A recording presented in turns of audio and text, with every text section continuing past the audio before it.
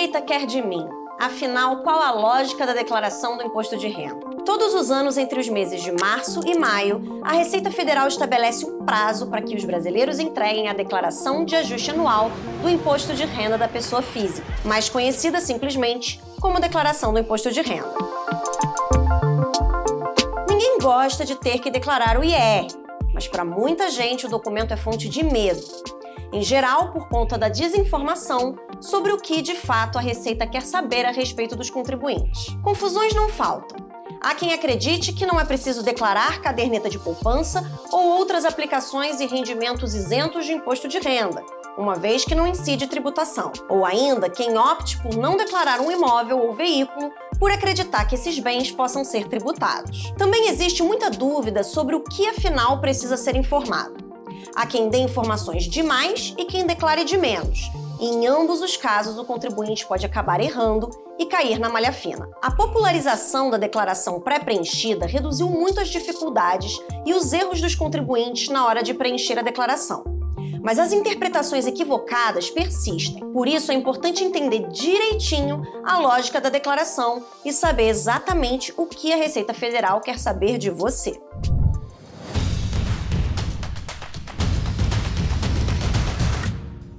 A primeira coisa que você precisa entender é que nem todo mundo é obrigado a declarar o imposto de renda.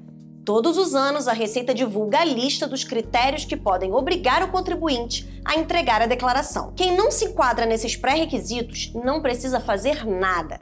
A antiga declaração de isento, que era exigida aos contribuintes desobrigados de prestar contas ao leão, não existe mais. E caso você seja obrigado ou opte por declarar, o que a Receita vai querer saber de você? As principais informações que devem constar na declaração são os seus rendimentos referentes ao ano anterior, o chamado ano calendário, com as suas respectivas fontes pagadoras e o IR já recolhido. É sobre os rendimentos e somente sobre eles que pode incidir o imposto de renda. Bens como imóveis e veículos, ou mesmo o valor do principal investido em aplicações financeiras, não são tributados. Os rendimentos são as suas entradas de recursos.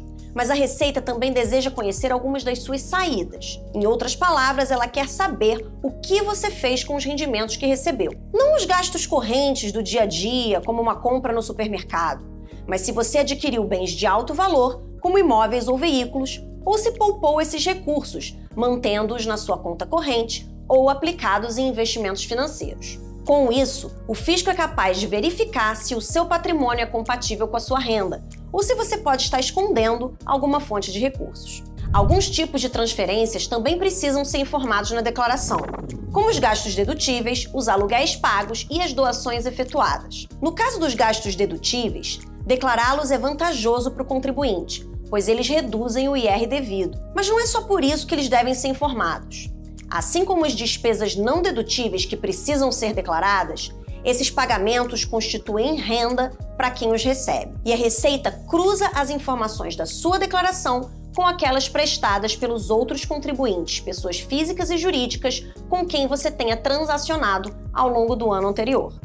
Isso possibilita ao fisco identificar se alguém está omitindo rendimentos ou fontes de renda a fim de fugir da mordida do leão. Repare que, seguindo essa mesma lógica, empréstimos e financiamentos também precisam ser declarados. Se você obtém crédito para comprar um bem, convém informar a Receita de onde você tirou o dinheiro para essa aquisição, mesmo que a sua renda não seja suficiente. Da mesma forma, você deve indicar quando usar parte da sua renda para pagar as suas dívidas. Em relação aos rendimentos, você deverá informar em qual categoria de tributação eles se enquadram e quanto de imposto de renda já foi pago sobre eles no ano anterior. Para isso, cada categoria dispõe de uma ficha específica no programa de preenchimento da declaração. São elas: rendimentos isentos e não tributáveis. Sim, até mesmo os rendimentos que não estão sujeitos à cobrança de imposto de renda precisam ser declarados. É o caso dos rendimentos de aplicações financeiras como poupança, LCI, LCA, CRI e CRA,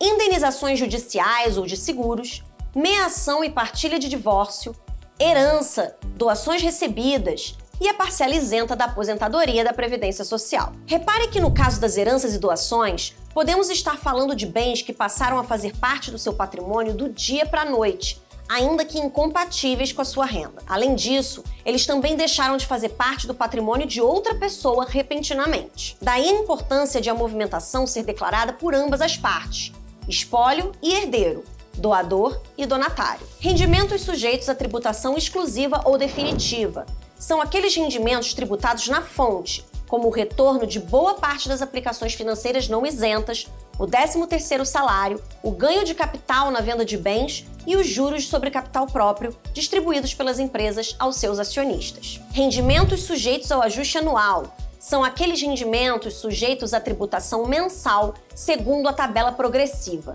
mas cujo recolhimento no ano anterior pode ter ficado acima ou abaixo do necessário após consideradas as despesas dedutíveis. E é justamente na hora de preencher a declaração que vamos verificar isso. Aqui podem entrar, por exemplo, salários, prolabore, aposentadorias, aluguéis recebidos e rendimentos de trabalho autônomo. Somente após o contribuinte informar todos os seus rendimentos e despesas dedutíveis é que o programa da Receita Federal será capaz de fazer o tal do ajuste anual de maneira apropriada. O sistema vai somar todos os rendimentos tributáveis sujeitos ao ajuste anual e subtrair a parcela dedutível, a fim de chegar à chamada base de cálculo anual do imposto de renda. Sobre esse valor, o programa vai aplicar a alíquota mais adequada da tabela progressiva e, em seguida, comparar o valor do imposto devido com o valor já pago no ano anterior. Caso o imposto devido seja maior que o imposto pago, o contribuinte deverá complementar o que falta. Caso seja inferior, ele receberá uma restituição do que foi pago a maior.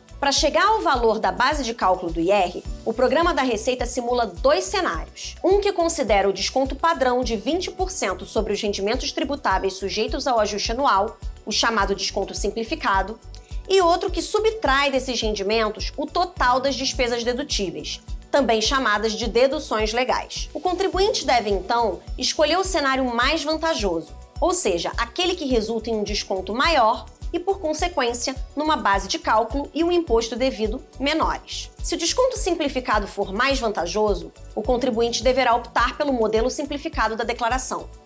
Já se o desconto das despesas dedutíveis for maior, a melhor opção será o modelo completo, que considera todas as deduções legais. Repare que os rendimentos isentos e os tributados de maneira exclusiva ou definitiva não se somam aos rendimentos sujeitos ao ajuste anual e não têm a capacidade de aumentar o seu IR devido ou a sua faixa de tributação na tabela progressiva. Imagine um contribuinte que tem duas fontes de renda tributável sujeitas ao ajuste anual.